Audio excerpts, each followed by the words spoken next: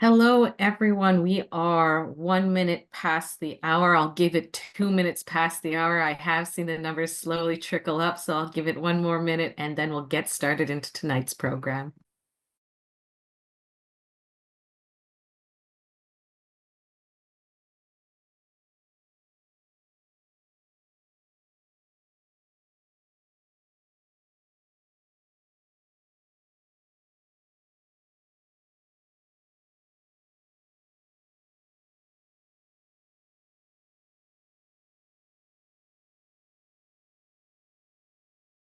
Okay, perfect. Hello and welcome. Tansi Tawau. My name is Kayla Johnston. I am the Director of Education at the National Center for Truth and Reconciliation, and tonight I will be the webinar's moderator. Now, before we get started formally into tonight's program and really the follow-up of yesterday's webinar on economic reconciliation, I would like to start by reading a short acknowledgement. So I'm coming to you virtually from my home here in Winnipeg, Manitoba, territory of many Indigenous nations. We live, work, and play on the lands of the Innu, Anishinaabeg, Anish-Inanawak, and on the unceded territories of the Lakota, Dakota, Nakota, and Dene-Sulin nations. We are in the heart of the Red River Métis Nation on Treaty 1 territory, where the water we drink comes from Treaty 3 territory, and the power for our homes comes from Treaty 5 territory. As this Director of Education at the NCTR, it's my responsibility to engage with others and provide that education around truth, reconciliation, and the history and impacts of the residential school system, as well as its legacy. I would like you to please take a moment to think of the land that you're currently residing on, wherever you may be, and acknowledge those who went before and those who are yet to come. Now, with that, before I introduce our panelists, I would just like to send a reminder to all of those who are attending to send your questions for the panelists in the chat. Those questions should be related to the webinar and our guest. And now, if you do have a question about future webinars of the forum, you can send an email to forums@experiencescanada.ca. Now, with that, before I give the virtual stage and the virtual mic to our guest, I did want to read a short biography. So we have Jen Harper here with us, a beacon of innovation in beauty and philanthropy.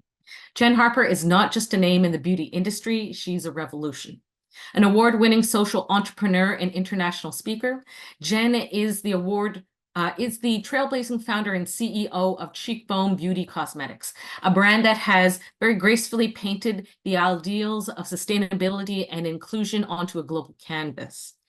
Now, since its inception in 2015, Jen has nurtured Cheekbone Beauty into a B Corp certified force, now gracing the shelves of Sephora Canada and 550 JCPenney locations all across the United States. Now, with that, I would like to give the virtual stage to Jen to give a presentation before we move into some moderated discussion questions and then opening it up to the participants. But thank you, Jen. Thank you, Ani Buju. Good evening, everyone. My name is Jen Harper. I'm the founder and CEO at Cheekbone Beauty Cosmetics, as mentioned. I am Ojibwe from the Bear Clan and a registered member of Northwest Angle 33 First Nation in Northwestern Ontario, but I am currently in Toronto, which is the unceded territory of the Mississaugas of the Credit, as well as the Anishinaabe and Haudenosaunee people.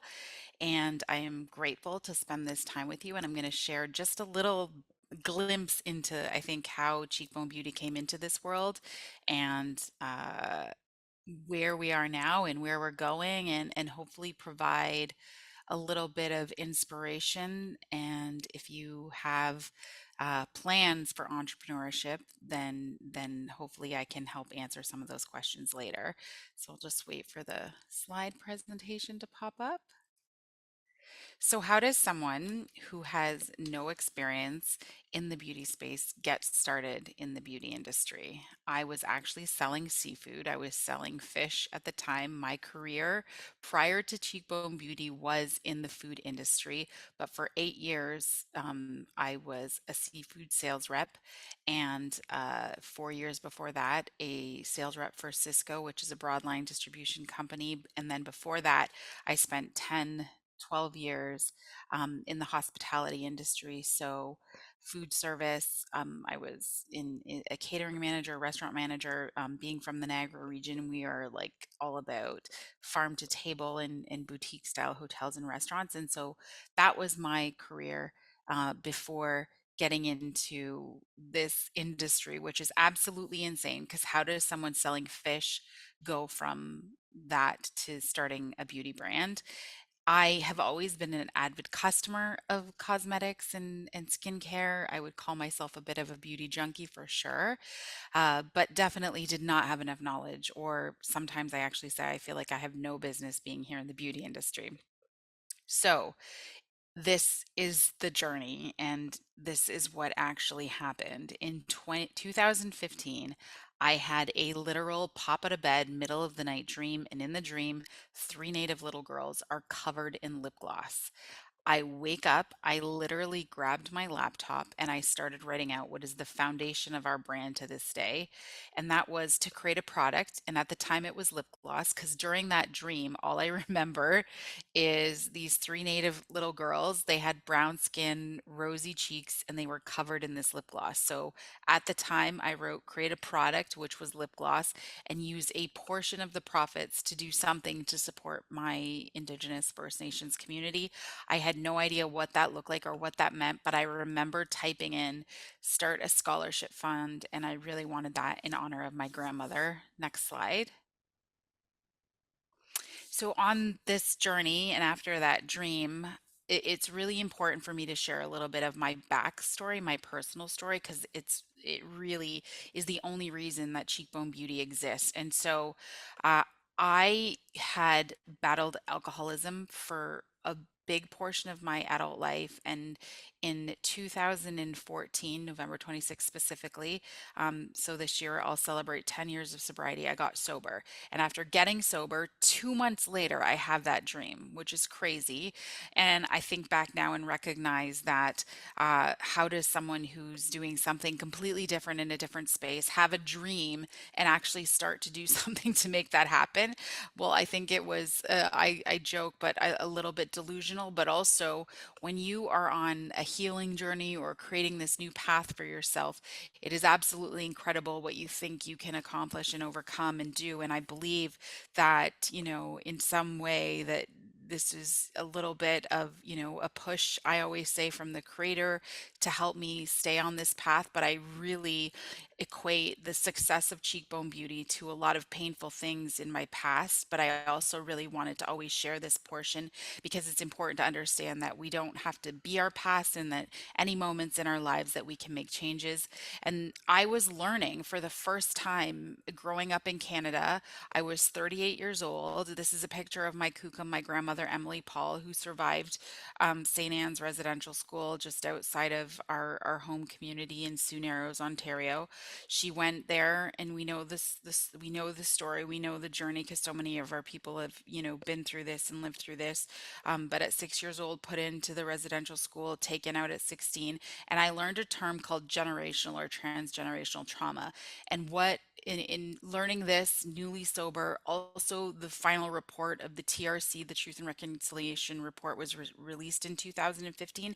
And I remember like reading this every evening and being in absolute shock that this was actually systematic. This was designed to eradicate us as a people, our culture, all of the things that were so important and truly make us who we were meant to be. And it was honestly an incredible aha moment, because then I saw, okay, well, if that was the past, what can I do now to help support me and my family and possibly create a new narrative, a new story?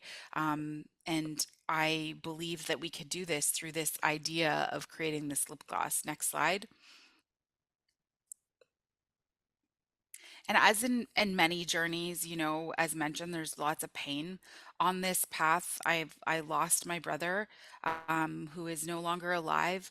But when him and I would meet, we had so many incredible conversations about this brand. And many of the early days when I was talking to him about it, I didn't even, there was no name for it, but I did share the foundation of the brand. And again, that was to create a product and then to do something to support our communities. And he said something to me that honestly helps me through the most difficult days in entrepreneurship. And there's a lot, because it's an absolute roller coaster ride. But he said, Jen, our children need hope and they need help. And he really believed that what we were doing at Cheekbone Beauty was going to be great. Next slide. One of the most pivotal moments along this path and on this journey, we have this idea. We found a way to get products out into the world relatively simply by using what is called white label or private label. And we'll get into a little bit more of that in a bit. But I just like to share how going on the show Dragon's Den. So this we were on, it's in 2019. We're season 14, episode one, and how this is a really important moment for me as an entrepreneur and for the brand. I'd never pitched our business before to anyone. I didn't even really know what this world was all about, but I did recognize the power of marketing as that being a background in my career, and knew that this was a great way for us to get in front of Canada and talk about the brand. And as uncomfortable as this situation made me, it only made me a better entrepreneur, and it made me grow and practice flexing that courage muscle. So I always encourage everyone to take any opportunity you can to go out there and do something that makes you so uncomfortable, because it's only going to make you better and help you grow. Next slide. So, as mentioned, how does someone who comes from the food world, specifically seafood at the time, start a cosmetics brand? Well, it turns out because of globalization, this was relatively simple. People in the beauty industry hate that I say this or tell this part of the story, but I'm being 100% transparent with you.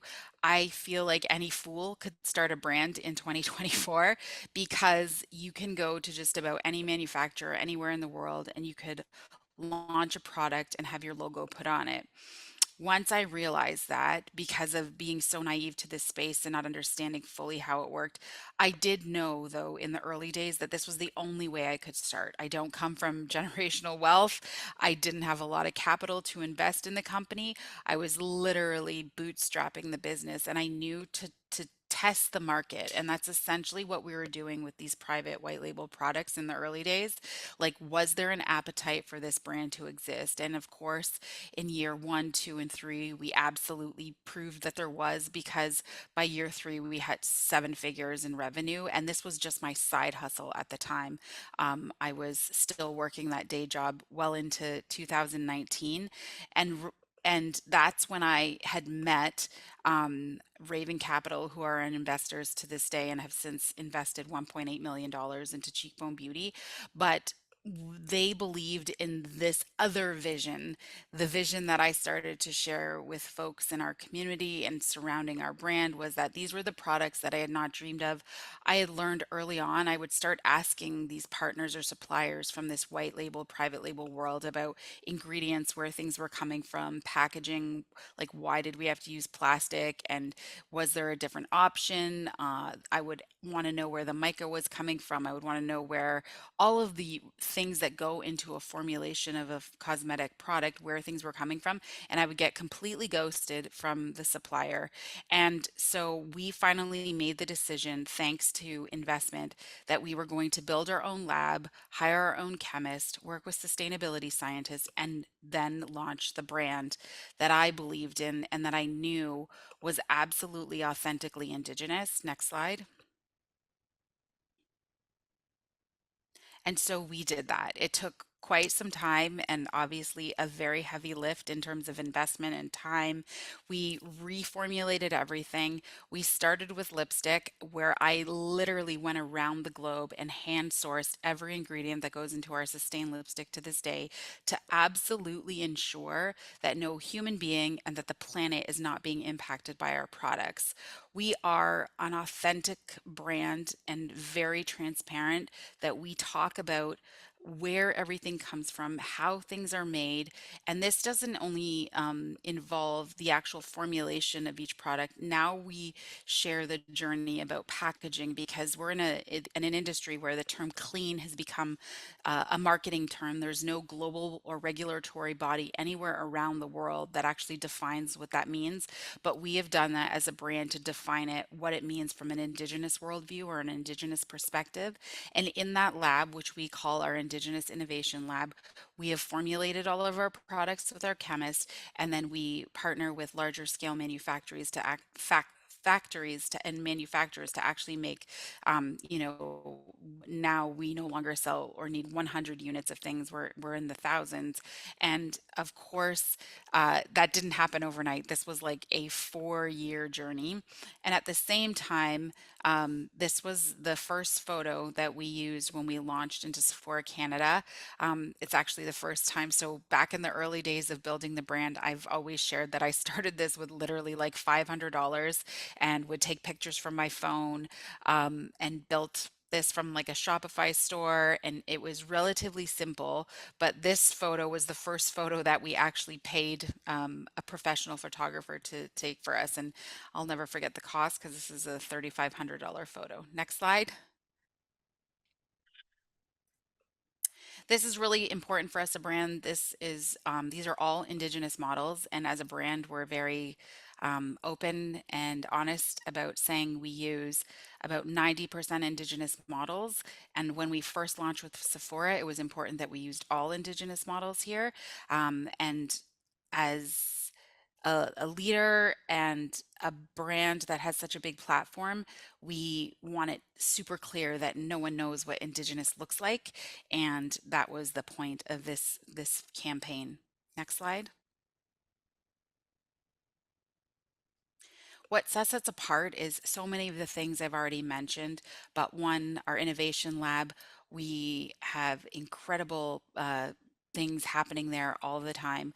We've developed our own BNAD beauty standards, and as mentioned as well, we became a B Corp certified company, which is a organization that's a global platform, and it our lawyers were involved and their lawyers were involved, and we've literally now have a legal obligation to people in the planet before profits, and that's something that we're really, really proud of. Next slide.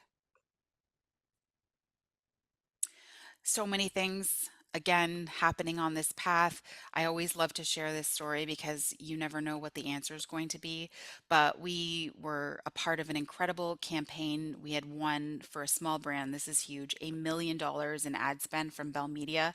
We had bus stops across the country and billboards when we launched this campaign, Write the Story. And at the time when the creative agency helped us develop this campaign, we knew that the hard costs for this were going to be something that were way out of our budget, that we absolutely could not afford. And it's one of these stories or situations where I always love to tell people just go ask, because the worst thing is someone saying no or the answer is going to be no, but you don't know unless you ask. And we couldn't afford the hard costs for this campaign, which added up to be $150,000 at the time. And it was to shoot the commercial that, if you have 90 seconds, please Google or on YouTube, Cheekbone Beauty, Write the Story, the campaign. It's the most incredible, beautiful commercial ever made. Obviously, I'm super biased, but that was shot with a 95% Indigenous cast, crew, director, everybody involved, including even the food service, which was in the Yukon. And we understand when we paid them to take care of this for us, it literally helped their business for like the next 3 months. So I love this idea of always supporting community. And I didn't have the money, the brand didn't have the money to do this, but we went and asked Sephora for that 150K. And it took them, a week to get back to us, but they did come back and say yes, that they'd help us pay for this campaign, which was a huge ask. And so, again, if you don't know, if you don't ask, you don't know. Next slide. This is a project we're working on in this Indigenous Innovation Lab that we operate and own. It's called the Niagara Project, and we actually won this number 4 spot in the Canadian business in 2022. which is all about innovation. We're taking waste from the grapes in our Niagara region and extracting active ingredients that are going to go in future products. One of the reasons is we want to own some intellectual property that just makes our brand far more valuable than brands that already exist out there. Next slide. When you start these journeys, you have no idea what's going to happen. I'm a huge believer in manifestation. In the early days of building Cheekbone Beauty, I put on my vision board that we wanted to work with Sephora, which is the largest beauty retailer in the world. They are our partner here in Canada. We still have lots of growth to happen there. And I also put that I wanted one day to talk about Cheekbone Beauty in Entrepreneur magazine. And that also happened last year when I made this list of 100 women of influence, which included Jennifer Lopez and people like Kim Kardashian, which is absolutely wild because you have no idea of all of the things that are going to happen when you literally put hard work and set your mind to things. Next slide. And finally, I love to share this story. We got to do this incredible campaign at Sephora in the month of June. And, we're usually just seeing Sephora customers, but this happened in the Eaton Center in Toronto. We're applying blush, and this family comes in. And of course, I recognize that they're Ojibwe, Anishinaabe right away. And I was just in the mall that morning, and I walked in and knew I was going to do this event, and I look up, and in the middle of the Eaton Center they have that $3,500 image, and it said Cheekbone Beauty now available at Sephora. And this was our first time launching in this location, and I remember just having a moment of total emotions because as a little girl, I grew up in native public housing just outside of Toronto with my dad in Scarborough. And I never remember walking into the Eaton Center ever thinking it would be possible that I would own a brand that's available in a store like Sephora.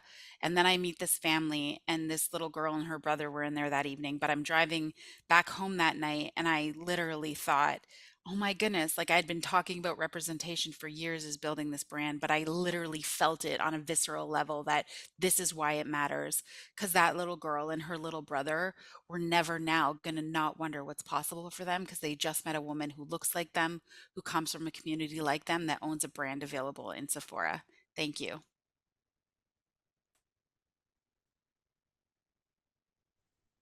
Thank you so much, Jen, for sharing your journey through the beauty industry and how you've brought your family history, life experiences, Indigenous worldview through that, and kind of as you were speaking, I was putting down more questions.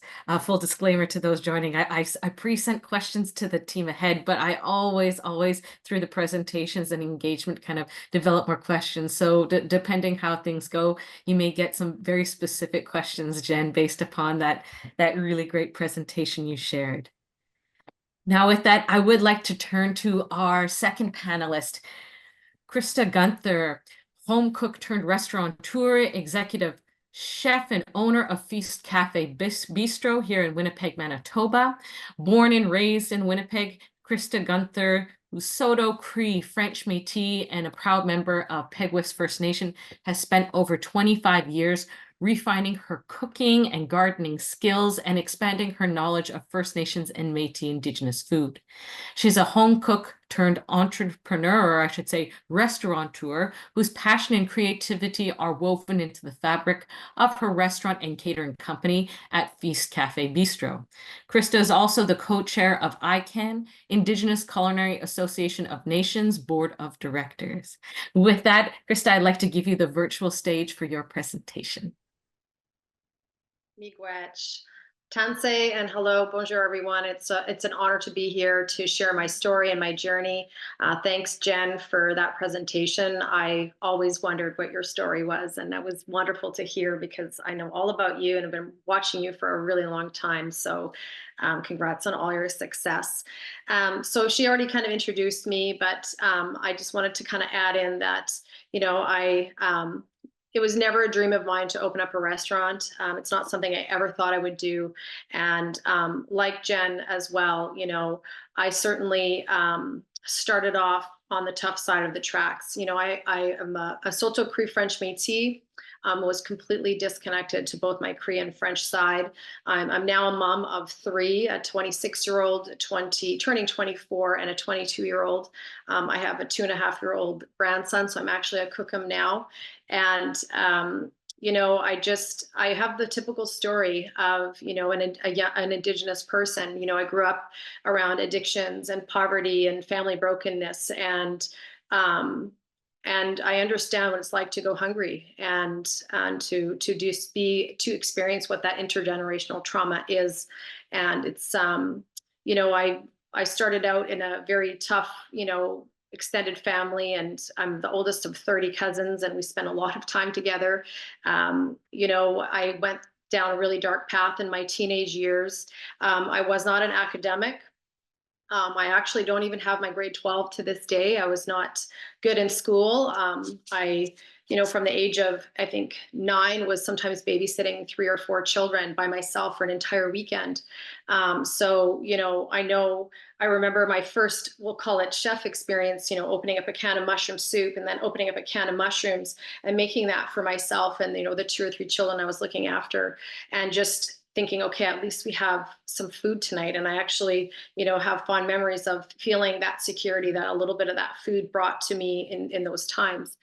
I think I call some people my guardian angels, and I think it was a teacher that I was in grade, I think 10, who really saw me struggling and said, how can I help you? I see you falling asleep in class, and, you have so much potential, and, really helped me to see my worth and believe in me. And so, at that age, I did start working at the age of 15 in this industry. I was a dishwasher. I would work 3-4 days out of the week just to try and make money for our family. And, I know that definitely, actually, you can go to the next slide, sorry. I know what it's like, and I actually always wanted to be a dancer, and, we couldn't afford that. And there's a woman in the picture who actually, mentored me, and she became like a second mom for me. And, she actually let me dance for free. And I just, if you look in that picture, you can tell I'm very unwell, very unhealthy, and very, just thin. But I remember I would just show up no matter how tired I was to those dance lessons every single week. So she really helped me in my younger years. Having said that, I never did graduate. I always prioritized work over school. I would never shy away from anybody getting an education if that's if that's an opportunity for you. It just wasn't for me. And if you can, I started my first business at the age of actually 22. And so, when I was 20, I met a woman who was witnessing me babysitting some children on this one street. And she befriended me, and she said, wow, you're so good with kids. And she actually she asked if she could help me and mentor me, because she said she sees so much potential in me. And if you can go to the next slide. It was during that time that, she said, you're a young Indigenous woman, and you have so much potential, and, you could have your own business, and, you could open up your own business. And she said, there's so many programs and so much supports out there for you. I mean, this is many years ago. I'm turning 47 this year. This is when I was 20. And so back then that was unheard of, and to even know that anything existed for an Indigenous person. And so, I asked her, if she could just take me under her wing and show me how I could do this. And so I ended up getting I became a workshopaholic, and I actually took so many workshops, sometimes twice a day. And I actually did all the necessary training and license requirements to actually open up. And I connected with Aboriginal Business Canada, the Youth Entrepreneurship Program. And at that time, it was the Manitoba Métis Federation. And so I all of a sudden seeing all these different resources for me, even though I didn't have this, grade 12 or college degree or university degree. It was, you can open up your own business and get licensed in a totally different way. So I actually got licensed, and I actually, at the age of 22, I had a car that was paid for. I did have my own vehicle, and because I always worked, it was paid off. It was worth $7,000, and then I saved another $3,000, and I invested $10,000, everything I had, in my first business, which was a licensed holistic grassroots daycare. And I actually developed an Indigenous food program. And it's during those 10 years of running that business that is when I started to reconnect to my culture through food. Once, I targeted inner city children and their families. A lot of these daycare children couldn't function in large centers. They were actually getting kicked out of daycare centers because they were just not fitting in, we'll say. So I actually developed a program to accommodate these children and their child-specific needs. And these children could have been fetal alcohol syndrome, fetal alcohol effects, ADHD, behavioral, suicidal children.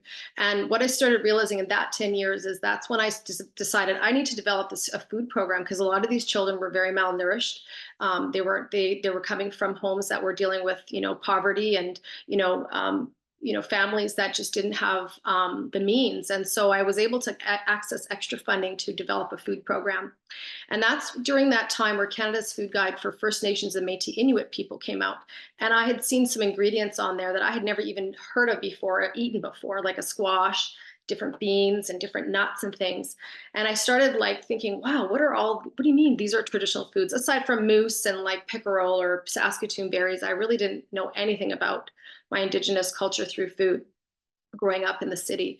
And so I ended up contacting the elder that developed that program. And I said, I want to know more. I went to every library in the city and there was absolutely nothing on food culture, nothing on, you can actually go to the next slide, nothing on our Indigenous history, on the lands, on the medicines, on no cookbooks. There was absolutely nothing.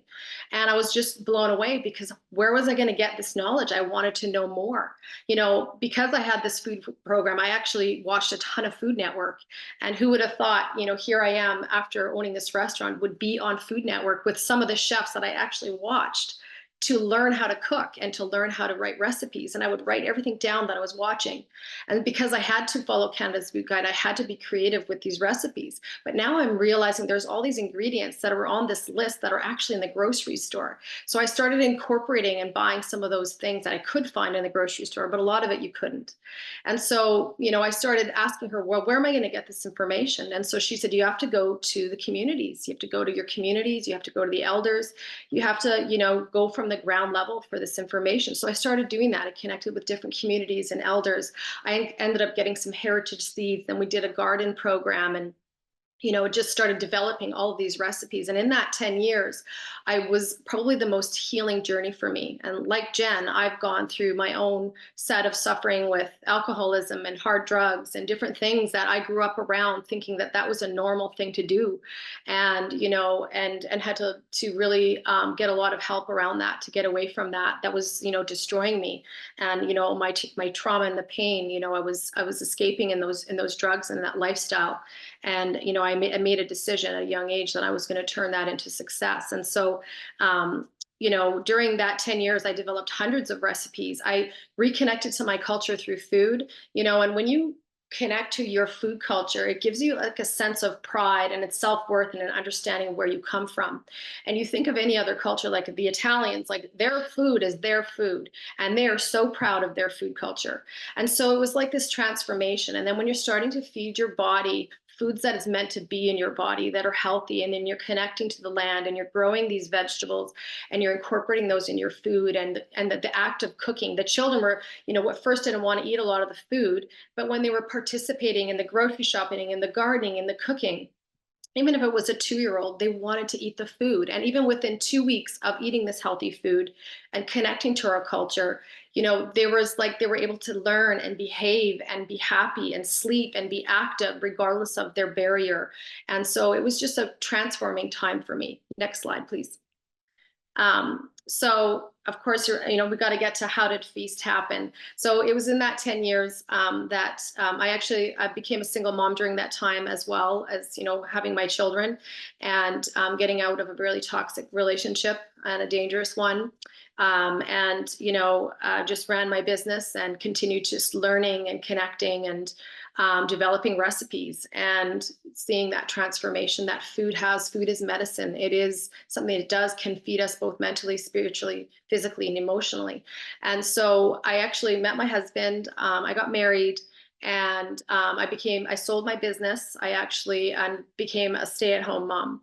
And for that 7 years, I spent a lot of time in the community. I was doing cooking classes with youth and in group homes and developing more recipes. And I have a huge Indigenous garden, doing more for, learning more about foraging and just really just going out into the community and gaining more food knowledge. Next slide, please.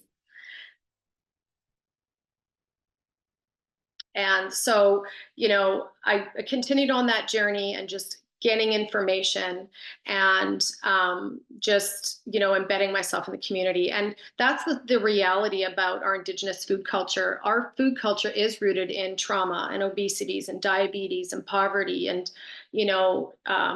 there aren't a lot of elders to pass down that knowledge, 60 scoop, every child matters, just any culture for 150 years, you strip them of everything. Like, it was just mind-boggling to me how a lot of these elders actually preserved this knowledge. They were afraid to share it because they didn't want that too to be taken away. So it was just, just talking with some of these elders and hearing how, them being able to share their some of the food knowledge that they had with me was actually healing for them too. And so it's just been an amazing journey just learning about my food. So if you can go to the next slide. Sorry, I keep forgetting to switch to the next slide.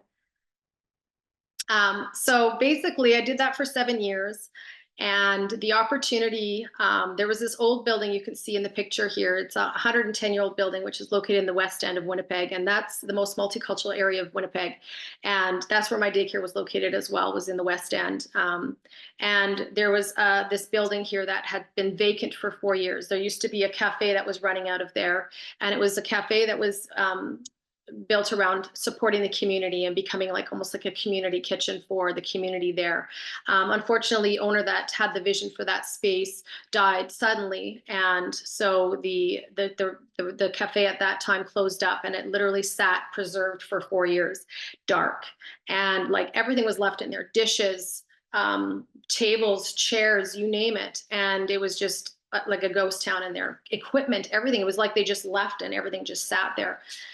And so they got wind of the talent that I showed and the information that I had. And I mean, I'll tell you, my food is really good. My food tastes good. I can create really good recipes, and it's delicious and nutritious. And so they said, hey, there's this vacant space. And they said, well, why don't you open up a restaurant? And I said, absolutely not. I do not know how to run a restaurant. I have never worked in a commercial kitchen. I'm not a trained chef. I've never gone to culinary school. I don't know if I could do this. And, and at that time I started doing research. And I think this was now, I've been 8.5 years that Feast has been open. And it's a 50-seat restaurant, and it's a catering company that we cater hundreds of people out the back. And you know what? There was 1 or 2 restaurants in the entire country of Canada to represent our people, our culture, our food, our history, our land, our ancestors in a positive way. And it never even dawned on me before I started thinking about that. This is the land of the First Nations, Métis, and Inuit peoples, and there's 1 or 2 restaurants to represent that in this country. And I thought, you know what? I have to do this. I have to consider doing this because somebody has to do it. And, so basically we took that leap of faith. I went back to those resources. I went to First Peoples Economic Growth Fund. I went to, Women's Entrepreneurship Program, and I connected back to those resources. And those are really good. Even as a young entrepreneur, I learned how to write a business plan with support. I learned how to do finances, all of that, my financials, and all of that I learned through these organizations.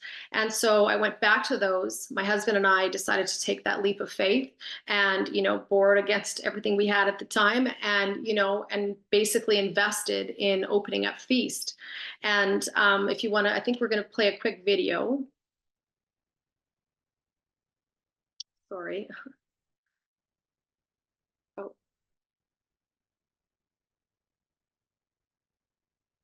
Maybe not. Okay. So I'm just going to play a quick video. Where they are. We can go to it later. Oh, here it is. Okay. So I just want to share a quick little 2-minute video first.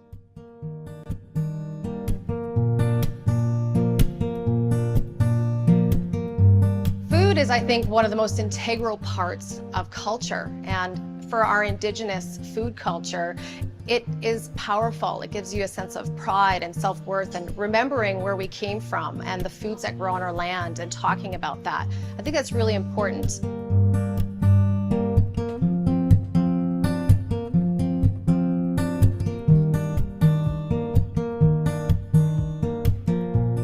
Years ago, when I was doing research, to know that there was only a handful of restaurants in the whole country to represent our communities, our people, and our culture, I knew it was something that I had to do. What inspired me to open Feast is after 20 years of reconnecting to my culture through food and to our ancestral ingredients, particularly those that grow right here in Manitoba. I had this medicine, we'll call it, or a passion for our food, our people, and our community. And so when the opportunity came to me to say, open up a restaurant to share some of that food knowledge and bring our community together and have a space where we can all share in that, that's what really truly inspired me, is to have a restaurant here in Manitoba. Order up. Good food that doesn't have to travel far is some of the best food. I think having an Indigenous restaurant, it's really important to try and source as many traditional foods from Indigenous communities. Our wild rice comes from a very northern Indigenous community in Island Lakes. Our pickerel come from Lake Manitoba. And we have the ability to go down and honor the animals and pray for the land, and just to be able to do that as a restaurant owner and for my staff to be able to go and connect with the animals is really an amazing opportunity. I think that's the most special part about Feast Cafe, is its sense of community. It's not just a restaurant, it's about the people, it's about helping our communities when we can, thinking about Mother Earth. It's not like a normal restaurant. We're always evolving and growing and sharing stories and learning from each other. If you really want to experience the essence and the spirit of our people and our culture and our food, you really got to come out and check us out at Feast Cafe Bistro. My name is Krista Bruno, Saulteaux Cree French Métis from Peguis First Nation, Manitoba, and I'm the owner of Feast Cafe Bistro, located right in the heart of Turtle Island.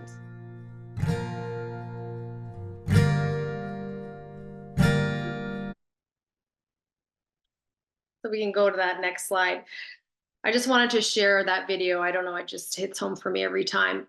So when I finally made that decision to take that leap of faith and open up one of the very first restaurants in the country of Canada, I wasn't a culinary driven person.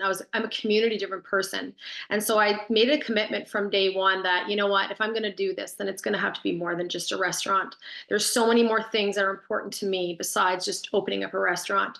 So I decided from day one that I was going to give job opportunities to people in our community that may have barriers to employment, because I was one of those people. You know, if you looked at my background, the things I've done and been through, my lack of education, you know, maybe you would, you know, look me over and think, no, she won't be able to work well with us.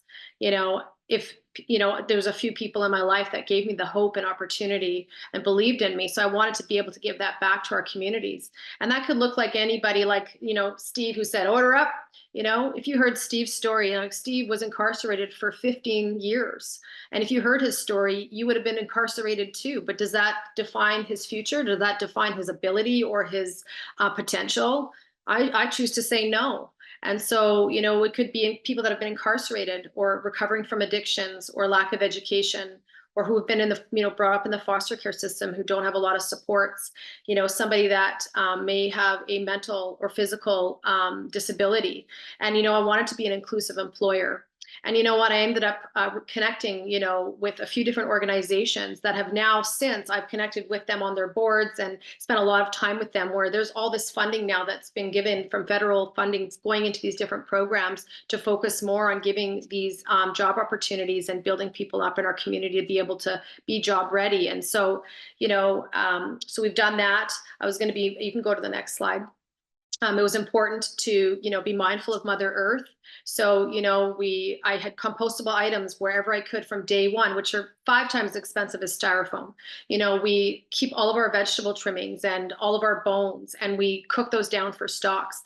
anything, if we do a big event, if there's leftover food, we, talk to our client, we go right down to Higgins and Maine, which is our, very, tough area. And we sit with the homeless and the vulnerable people, and we eat with them. And we don't let that food go to waste. And, we give bannock. Sometimes we have people that might pop into the restaurant that just need a hot, soup and bannock. And we have a soup and bannock program where, very vulnerable people might come in, and they're very respectful and they're very kind. And if you look at them, sometimes some customers get a little bit scared, and it's like, no, no, no, they are actually our friends, and they just want some dignity, and they just need some soup, and they actually are, some good people. And so, those are some of the ways that we, really make Feast more than just a restaurant. And, when you believe in somebody and you give them that opportunity, you know what, they've become some of my longest employees. I have, 5-year employees, 6-year employees and staff members. And, we learn from each other, we grow from each other's stories and sharing. Next slide, please. And the tourism opportunities, we do youth tours, we have business tours, we work with lots of schools and education. We'll have kids come out and they'll tour the kitchen, or they'll make some food. We share a lot of our food culture. I'm still evolving and growing. I'm starting to incorporate some of our traditional medicines in our recipes. Sweetgrass, for example, which is one of the 4 sacred medicines: cedar, tobacco, sweetgrass, and sage. If you smell sweetgrass, it smells so good, and it gives you the sense of peace, love, and kindness. And I thought, wow, it smells so good. I wonder how this would taste. I know it was used for rheumatitis and, for your joints. And I know it was used for ceremony. And I know it was used for afterbirth to thin the blood of the women. And I've learned a lot of this stuff, but how would it taste if I incorporated it into a food? So, I cook it into our wild rice. I braise it in some of our bison dishes. We source as many ingredients as we can for First Nations or Métis communities here in Manitoba, then throughout Canada, and then we go into our local farmers. We want to support our own people. We do job placements in co-ops. I helped get the very first Indigenous culinary program out of the Red River College here in Canada. I'm also a founder of ICANN, which is a national organization under the Indigenous Tourism Association of Canada umbrella, that we're now finding and connecting with different people and chefs across the country. It could have been somebody that's Indigenous that was trained in French culinary school, is now going back to their roots and back to their communities and back to their foods, and bringing that into their jobs and their restaurants. And so we're just sharing a lot of this information, because different areas in Canada have different terroirs, different foods, different recipes, different communities. So we're trying to bridge all those gaps. Go to the next slide. And so, we do a lot of high profile events. When we've had, the Governor General of Canada at Feast. We are partnered with our, Winnipeg Jets NHL team. And we do a lot of, exclusive catering events and weddings and different things like that. And we serve hundreds and hundreds of people. And we just did a small mini renovation on the first slide you saw. So the front of house is kind of more upgraded. It's just been quite a journey. I never thought I would be in magazines or on Food Network or anything like that. So it's really exciting. And now, some of my employees are creating their own recipes, and, they're getting these opportunities to share, in the media. We've become a huge tourist destination. We have people coming from all over the country, all over Manitoba, all over the world, coming to Feast to experience our people. And it's an honor to be creating those new positive food narratives around Indigenous, cultural appropriate food. You can go to the next slide. I think I was just touching on all that and all the stuff that and how Feast is growing. I just want to make sure I've covered everything. Like I said, I've been here for 8.5 years. I'm excited for growth. I have so many opportunities. Sometimes it's hard to decide which way to turn and where to go. I'm not sure if you can see my kitchen or not. Like, never would I thought from where I've come from that I'd have a kitchen like this, and a beautiful kitchen. And our team now is up. We have 23 staff members on our team. And yeah, it's just been a journey. It's been hard. I've had probably at least 4 different burnouts. I'm sure Jen can agree. Running your business, you have to be prepared to work, 50, 60-hour work weeks, sometimes 6-7 days a week. You have to be able to be self-disciplined, and it's a really hard journey, but it's so extremely rewarding. And I'm really thankful and blessed to have this opportunity. You can go to the next slide. And I think this is just sharing a little bit more on some of the events we've done. So that is my journey. A lot of my food is just what I like to say, it's modern dishes rooted in our traditional First Nation foods. It's, everything is made from scratch, everything is local. And yeah, that's it. Thanks for listening, Miigwech, and I look forward to any questions that anybody might have. Wonderful. Thank you, Krista, so much for sharing your journey from your very first business in childcare to the switch to Indigenous food and how you brought that, very life experience and some things that people might say might be a disadvantage and really turn that into a means of overcoming some of those challenges. Now, there's been some questions that are coming into the chat, and I am cognizant of time. So I would like to address some of those questions first off. First one being specifically, Krista, do you have a cookbook or a food blog where you may share your recipes? I don't yet. I have looked into writing a cookbook. It's like a 2-year thing, 2-year long journey. It does require so much time and attention. And I feel because of everything else that we're doing, it's just been hard for me to do. You can check on our social media. Sometimes I'll share recipes on our social media channels, but that is something I've been trying to do for probably at least 4 years, is share more recipes and maybe, write a cookbook and, amp up on our social media presence. But we're just too busy. It's a good problem to have, I guess. Thank you so much. And now I have one specifically for you, Jen. You talked a little bit about being a B Corp certified business. Can you talk a little bit about the associated impact score and what that kind of means? Yeah, so it's really for us, it was a great way to measure where we are and where we're going.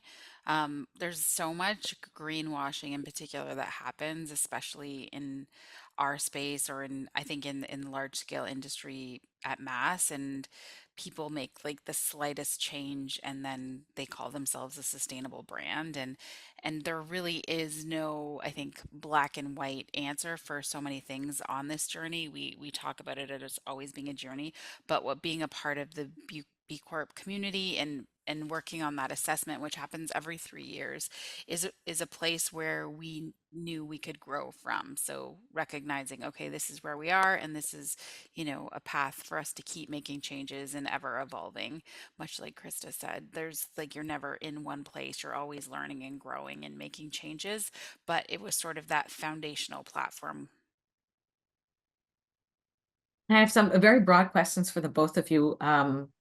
One kind of first connected to reconciliation. I love reconciliation, talking about reconciliation. That's what I do a lot at the time. And what I really like about it is, depending who you ask, it can change. I mean, there's some pieces that are shared throughout between people's perspectives of it, but I wanted to just get your thoughts and inputs on kind of what reconciliation means, or even more specifically, economic reconciliation. Both of you talked a little bit about that already, but I'm wondering if there's any other thoughts you might be able to share. And I don't know if anyone wants to take the lead on that first. Unlike you, I hate talking about it just because I always feel like the I feel like no other beauty brand in our industry, they get to just run their beauty company. They're not asked how we're planning on changing or reconciling the problems of the past, which is, I'm like, I'm trying to figure out how to make formulations, but yet I'm still expected to understand all of the issues within my culture and have answers for them. Unfortunately, I don't.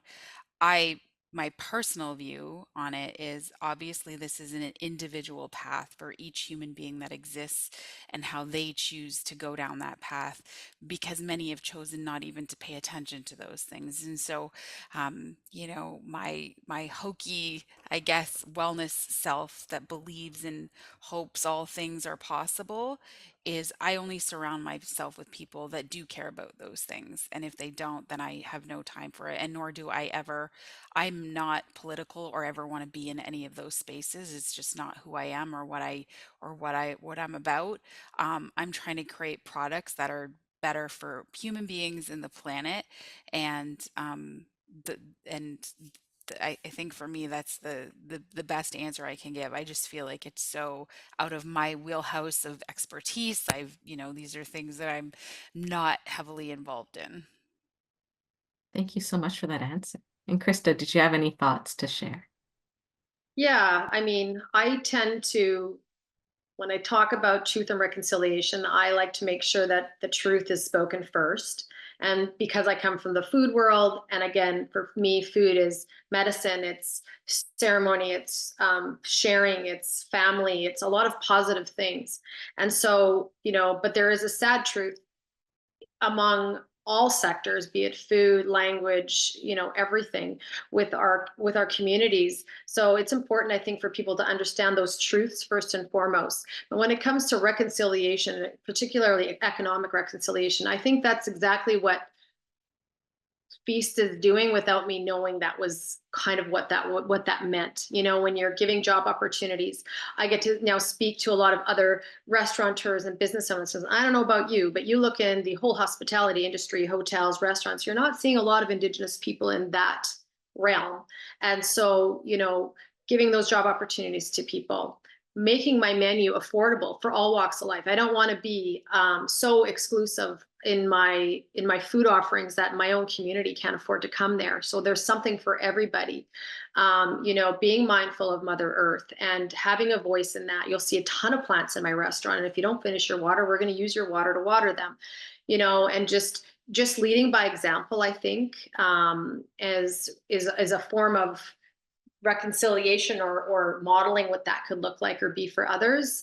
Um, but it's also for me personally, like Jen, it's like I'm so busy running the business, and I'm just so busy trying to build my team and you know train from the bottom up and all of that, we're just got to be who we are and do what we do. And that says a lot, I think. I know a lot of other restaurateurs who are now doing things a lot differently, like paying vacation pay. Like this industry is so cutthroat and is so not friendly to a lot of their, just the way they can operate sometimes. So it's like I'm doing things totally different. And in my own city, they're like, oh, but Krista does that. And so we should be doing that too. So I think I don't know if that really answers it, but I think just sharing our stories and our truths and what we're doing to make a positive difference as Indigenous entrepreneurs is just kind of showing what reconciliation can and should look like for others.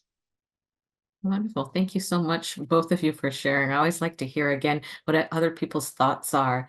Now, I'm going to combine this next question. I think we only have time for two more questions, with one in the chat and with one I had. And that is, when it came to working through your business and kind of even getting started, can someone get to where you are today without help, or what were the kind of the supports that were really there for you? Both of you shared some, but are there any others that stand out that really helped you get to where you are? I mean, there's ton. Like I firmly believe that this is, I could never be where we are without so many levels of support. So the first thing I did was, didn't know anything about business. I've only ever worked for people. There was a program at NWAC called the Aboriginal Business Entrepreneur Women's, I don't know, some big long acronym.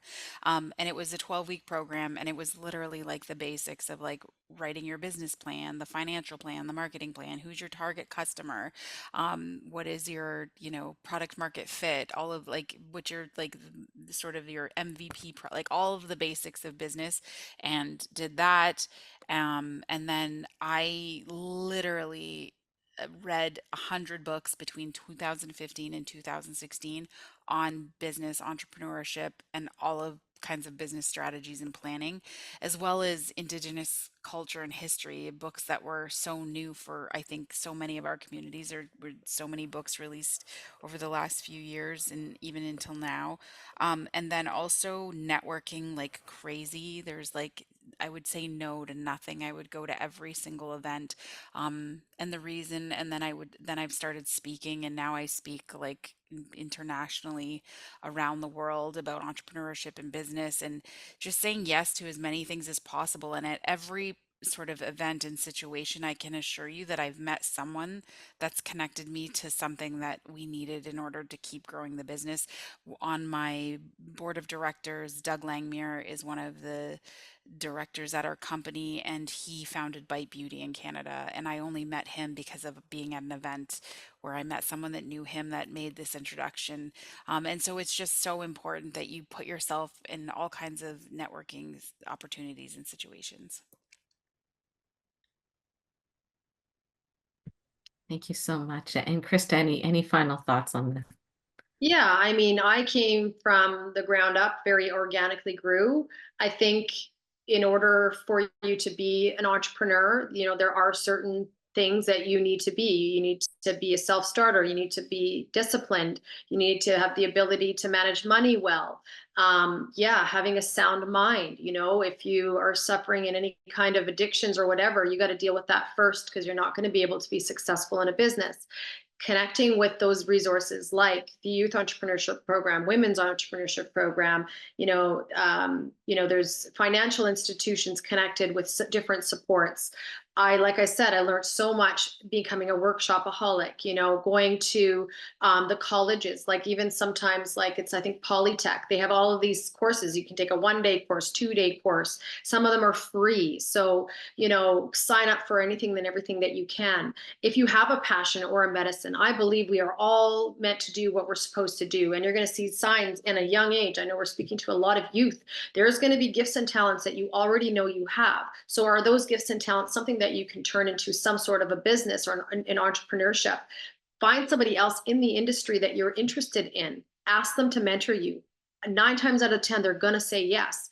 Get a pen and paper, ask for advice. How do they do things? Get information. And yes, read a lot of books, do your research, and have some sort of a job that you can save some money, because it takes money to make money. You're going to have a certain percentage of certain money to put towards that business. So work at all of those goals first. And you know what? All I got to say is believe in yourself, because I'm telling you, if you looked at my life, there is no way that people would think I would ever end up doing what I'm doing. And I hear that a lot about our Indigenous entrepreneurs. So believe in yourself, believe in your abilities, and don't give up.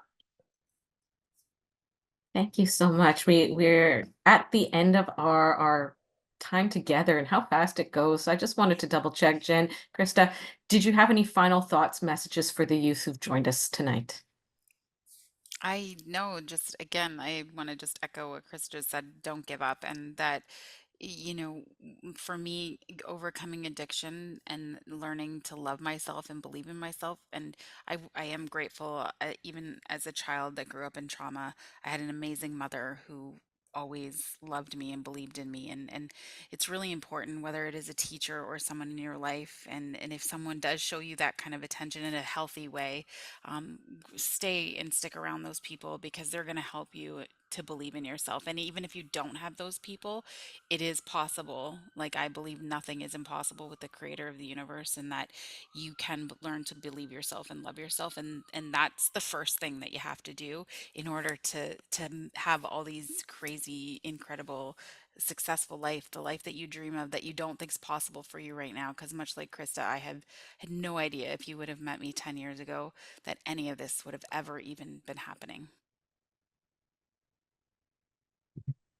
Thank you so much, both of you, Jen, Krista, for sharing your wisdom, knowledge, your life experiences, taking us on those roller coasters of, through your life, and kind of those unexpected, chances, challenges, but the need to take those risks. And as you've already emphasized, that need to believe in yourself.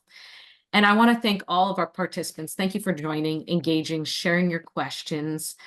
And with that, we're going to conclude today's webinar. As you can see, don't forget to join next week, April 16th, for environmental reconciliation, moderated by Sandra Bender at the exact same time as we joined tonight. But with that, thank you. Hi, and have a good evening.